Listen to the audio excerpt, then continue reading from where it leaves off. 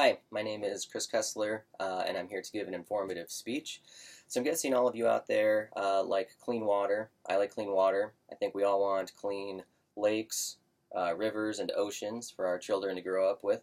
So this is kind of where my persuasive speech begins. So I live in Milwaukee, Wisconsin, in Milwaukee County, and a hot button topic here in the past few years has been whether or not to repair or to demolish this 1930s era dam called the Estabrook Dam, which sits on the Milwaukee River.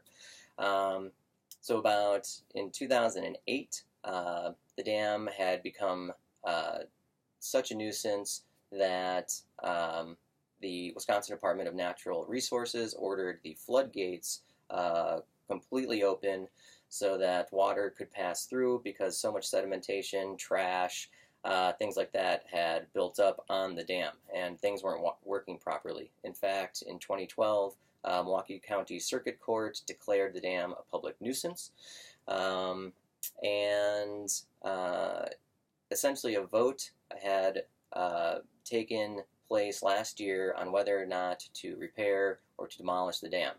Now, the first estimates of repairing the dam around 2011, 2012 came to be about $2.1 million. The last estimate last year, guess how much that number had skyrocketed to? $4.1 million. The one-time fee for getting rid of the dam is $1.67 million. And then every single year, if the dam was repaired, there's an annual operating cost of over $100,000. So tack on another $2 million for the next 20 years, in addition to the $4.1 million it would take to repair the dam. Well, guess what? Guess what happened last year at this vote? The Milwaukee County Board narrowly voted to repair the dam. Well, that doesn't make much sense. It costs this much money to repair it. It costs way less money to just get rid of it. The Wisconsin Department of Natural Resources, the Milwaukee Rivers Keepers Association, environmental groups have all supported the removal of the dam because it is better for water quality. It allows the river to flow more naturally. Fish can swim up and downstream. There's a billion-dollar sport fishing industry here in the state of Wisconsin, because we're right along Lake Michigan. And so not a lot of people could really understand this vote. And then I kind of did a little research, and this is the reason why the board voted the way it did. There are about 40 property owners that this board member, Terry Lipscomb Sr., represents that live on this man-made lake just above the dam. And these are very rich, affluent people who are powerful in the city. The person opposing the repair of the dam is County Executive Chris Abele, so he's kind of representing the average taxpayer, so me. And Terry Lipscomb Sr. and all of his power and all of his money essentially got the board to vote to repair the dam. Well, guess how many repairs again have started? And the deadline is December 31st? None. And to boot, the budget has now been increased. We are at a shortfall of $600,000 now to repair this dam. In 2012, the River Keepers Association essentially sued Milwaukee County for allowing public funds, or even thinking of having public funds spent for the private project, essentially, which is the 40 property owners north of the dam. That lawsuit is still ongoing, but it makes way more sense to demolish the dam at a cost of only $1.67 million. Now, fish can swim up and downstream. We have gotten rid of all of the dams from that era already. So about 4 or 5 dams have already been demolished, and Milwaukee has made great strides in the past 75 years to improve the water quality of a once very polluted, stagnant river.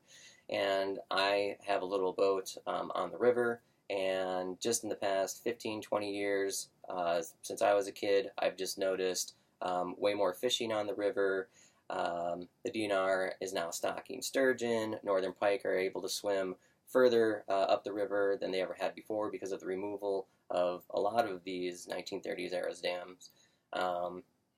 So it just absolutely makes zero sense to repair this dam, especially at an annual operating cost of over $100,000 per year. And the only people that it's benefiting are property owners on a man-made lake just above the dam, who are very affluent and very powerful in the county government. It does not advocate for the average taxpayer.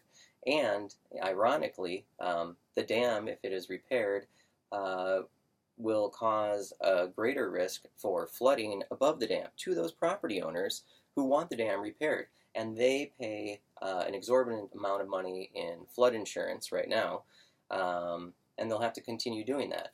So the only reason why they want the dam repaired is because they're afraid that if the dam is demolished, it's going to shrink this man-made lake where their houses are built on, and their property values are going to go down. Studies have been done that this isn't necessarily the case. Water levels may go down in their area, but there's still plenty of water to kayak, to fish, and things like that. They just won't be able to use their motorboats on this lake. So $4.1 million, over $2 million just to keep the annual dam working for the next 20 years, or just one-time $1.67 million cost, and that improves water quality, fishing, decreases risks of flood, gets rid of this disgusting stagnant lake that is full of sedimentation and garbage. The choice seems pretty obvious to me, and this vote this past year in 2015 was pretty evident of how very affluent people and powerful people can really make government do things that only benefit a small amount of people and not the greater population, who really are, the majority of the taxpayers. So what am I in favor of? Get rid of the dam, make the river clean, get fishing, back to where it was prior to the dams, and decrease risk of floods. All right, thanks everyone.